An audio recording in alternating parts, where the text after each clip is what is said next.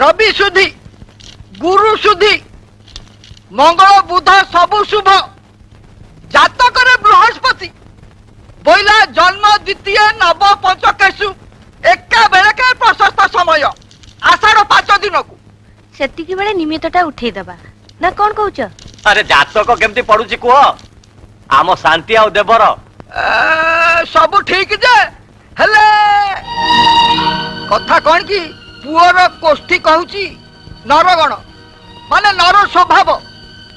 अर्थात स्त्रीर हाथ मुठारे रहिबा। अरे भल है खूब भल है आम देवटा जमितिका अरे निहाती अमानिया पिला ए देखु ना परीक्षा सरीबार आसी मासे हेलानी ना चिठी नहीं कि पत्र नहीं किछि नहीं शांति भलिया गुणर झियो ता हाथ मुठारे देव रहिबो ताले तो हमर मंगल ना कौन